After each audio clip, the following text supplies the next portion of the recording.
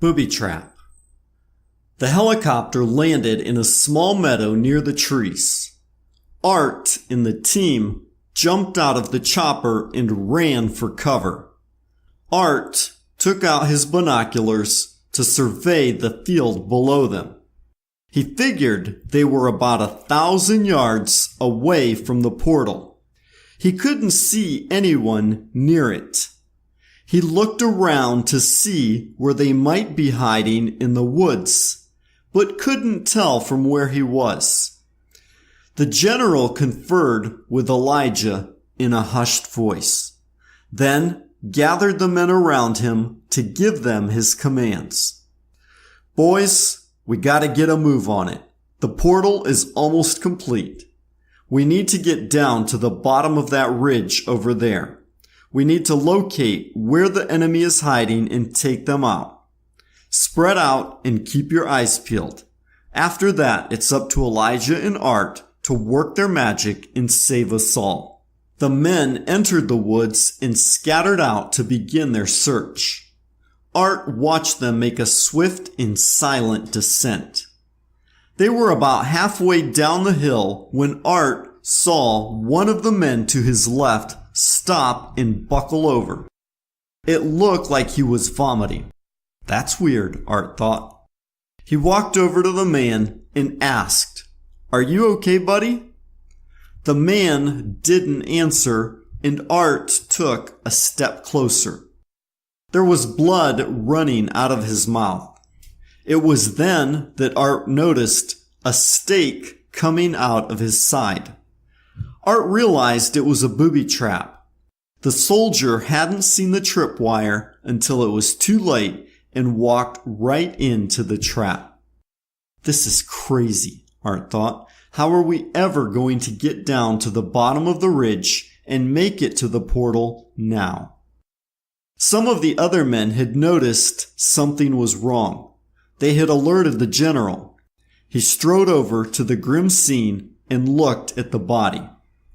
"Cut him down, boys. We'll come back for him after the fireworks are over. Meantime, keep a sharp lookout to avoid any other traps. These suckers aren't playing around." They held a moment of silence for their fallen comrade. Then they continued their descent toward the portal. Art walked a little way behind one of the other soldiers doing a minesweep. They managed to make it the rest of the way down to the bottom of the hill without incident.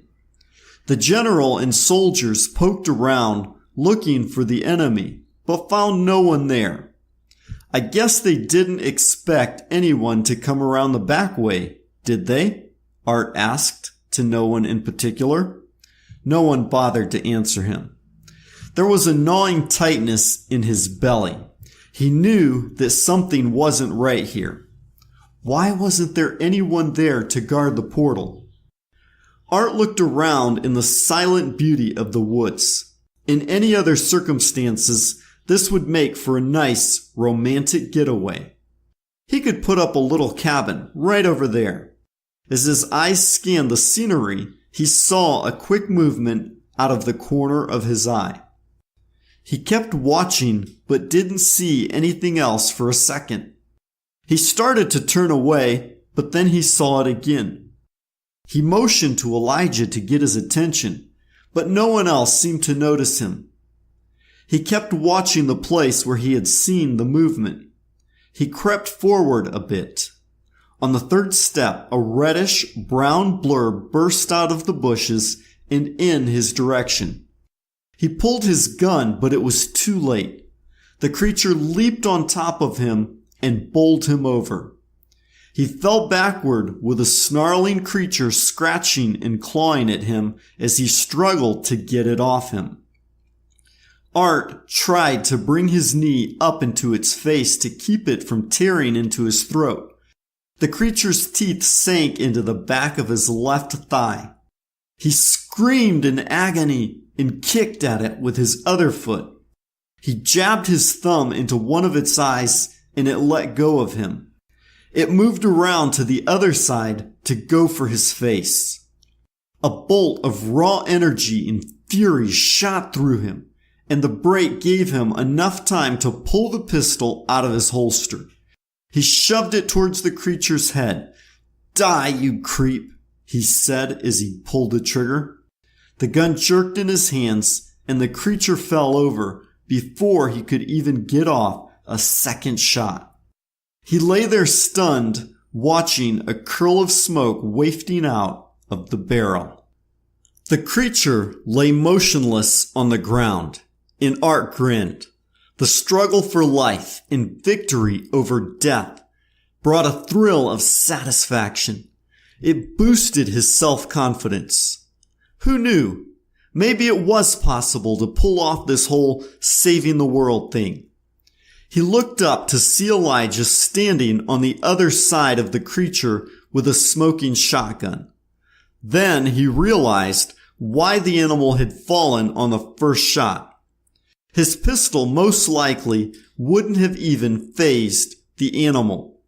He tried to sit up, but a wave of pain shot up through his thigh. He looked down to see blood running through the bite marks. "Don't move," Elijah ordered. He squatted beside Art and pulled off his backpack. He reached inside and took out a shirt. Then he took his knife to cut it into strips. Art looked over at the animal to make sure it wasn't moving. It was a magnificent-looking creature. He estimated it to be about the size of one of his uncle's full-grown Rottweilers. He realized that he had trouble seeing it because of the short reddish-brown fur. It blended well into the dead leaves on the forest floor. "Is that a black-fanged quaggar?" Art asked with a tone of awe in his voice. "These things are vicious." "Nope," Elijah replied in a grim tone. "Not even close. This thing is a puppy compared to the wild beasts. They're about 5 times the size and a lot harder to kill."